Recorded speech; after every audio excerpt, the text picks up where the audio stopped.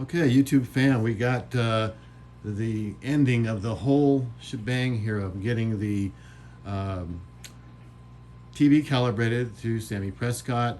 It was a very, very long process, and it looks outstanding, guys. It's the best I've ever seen this TV look.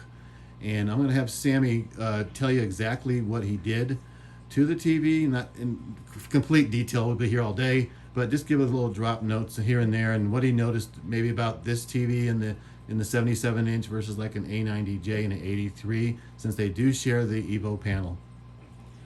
So the calibration went well. What I did was I made Custom Pro 1, kind of like the reference mode.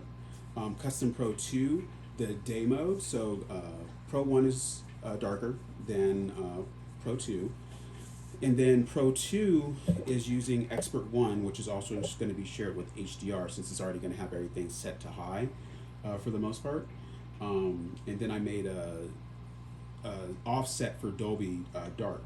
So effectively, what I also did was put in Expert One over to his game mode. So he has a game mode that is now calibrated, Custom Pro One using Expert One, which is calibrated, Custom Pro 2 using Expert 2, which is calibrated, and that also carries over to his HDR. And then he could technically use Expert 2 for Dolby Bright, but for Dolby Dark, the way it works is it needs an offset. It's minus 006 on X and minus 011 on Y. So I created an offset to put into Dolby Dark, which is then going to add that offset that's going to make it back to the custom light point we targeted. Overall, it calibrated really, really well. With all Sonys, 100% saturated red is still kind of stuck out there, but he had a general average error of, if I recall correctly, I want to say it was 0.3 on his grayscale. It might have been, it's either 0.2 or 0.3. With the highest error being, I want to say it was 1.6 on 100% saturated red. Everything else within the saturation sweeps were under 1. All other colors were generally under 1 as well. That's for essentially all modes. Um, So would you say that would be average amongst most TVs, or is that incredibly low in your eyes, or what do you think? I think that it's incredibly low. The only way you can get lower is if you put a LUT in front of it, a lookup table, like whether it be externally or you do it internally. And even if with a LUT, you may not even be able to guarantee getting it that low. It should be. I can't say it's average because not all calibrators are going to take the time to do what, at least how I felt it should be done. It should be the average though, honestly. And how do you think it came up to versus like you did an A80 or A90J 83 inch a couple days ago? Right. I think it fared up with that. Honestly, I think in many ways it calibrated a little bit better. A lot of times within calibration, you have to take into account, say for instance, the temperature in the room, because with an OLED it creates heat, it's going to drift, so you have to kind of fight that. But the room is nice and cool. The patches weren't up for too long, etc. But what I noticed is that you don't have, occasionally on Sony's when you're doing the grayscale, you might get like a little peak around 80 or 90. Yours doesn't have that peak at all. It's totally flat 2.2 gamma is perfect. So that was really nice to see. Nice. Your red was a little bit higher at 100% saturated, but then again, no Sony does 100% saturated red correct anyways. But it's at a 1.6, which you're not going to notice that. So yeah, that's his high is 1.6. So as you guys, I mean, what would be considered like high where you could actually start seeing like, wow, that looks too red?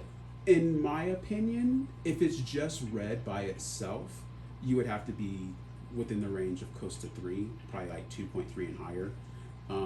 If you're comparing it to something else that's lower, then anything over 1, you'll probably notice. But that's, again, comparing it to something that is effectively perfect, which most people don't have. You might be able to tell a subtle difference within luminance, That'll probably be the easiest thing to tell. Because 100% saturated red is hard to kind of break up, anyways. Gotcha. And the white point we did was basically kind of like a D65, but what were you saying it was Okay, again? so the white point that we used was a custom white point. So D65 does not look correct on OLED televisions. It's too red. Then there's other white points you could use. There's Judd, which doesn't look correct either because it's too blue. Then there's Judd Average, which Sony came up with back in December of 2020.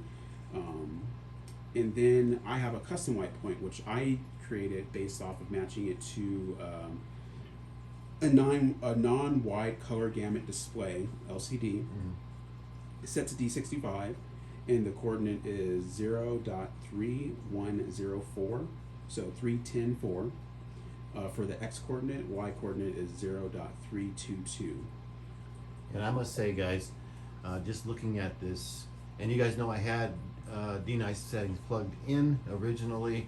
Now, of course, it wasn't calibrated to this particular TV, of course, but the first thing I've noticed was the incredible accuracy in skin tones, which everybody knows I'm a stickler on, and just how it kept the vibrancy of the picture still, but it made it look accurate. So if you get it done right, it will still look vibrant and punchy, and it'll still look very, very, very accurate. It'll actually be way more accurate than, in my eyes, than what it was before.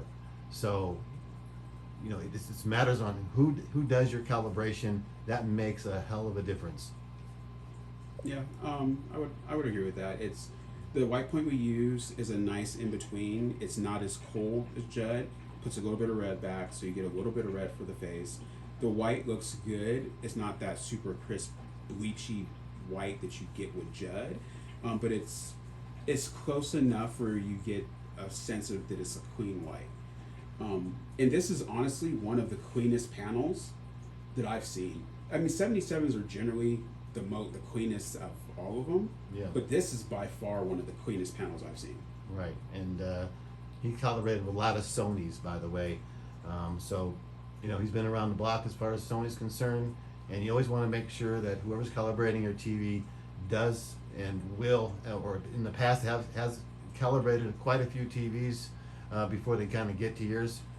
You don't want to have your TVs as experimental TVs, so just kind of throwing that in there from my past experience. Yeah, you don't want to be a guinea pig. Not to say if someone hasn't done the television before, they can't do it, but they should be familiar with how the television functions. Not only do I calibrate a lot of Sonys, whether it be projectors and televisions, I do a lot of LGs, a lot of JVC projectors. I haven't done that many ultra short throws in a while. I used to do a lot before I moved out here, but yeah, ultra short throws, do those as well. So like Optomas, some LGs, some Epsons, do those as well. Yeah, he's done everything, and he owns the Sonys too, guys. He has got some Sonys. I think you said he even threw an LG in there recently for his monitor. Yeah, I have 7 OLEDs at my house, and I own them all, but it's a mix between the Master Series Sonys and the LGs, and then also have some projection stuff too. Awesome. So we're gonna wrap this up, and we're gonna do the Dolby Vision Dark. And did you say bright as well, or bright is actually going to. So how it works is Expert 1 is going to be used for your reference day. I'm sorry, your reference mode. Expert 2 is going to be used for your day mode as well as HDR, and it can be used for Dolby Bright. Dolby Dark is the one that's unique, where it needed an offset coordinate, because it's going, as soon as I put in the settings, whatever it would technically measure to is going to add 0.006 to X, and it's going to add 0.011 to Y, effectively making it the target that I selected of 310, 4, 322. That's where it's going to end up in dark by using a lower targeted white point. Awesome.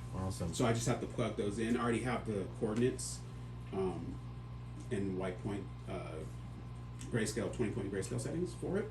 So I just have to plug it in. Okay. And yeah, we'll have all this posted up in the community. He's going to make a little sheet and show everybody the graph and all that stuff, for lack of better terms from my part. And we're going to wrap it up with that, guys. You guys take care, and we'll see you.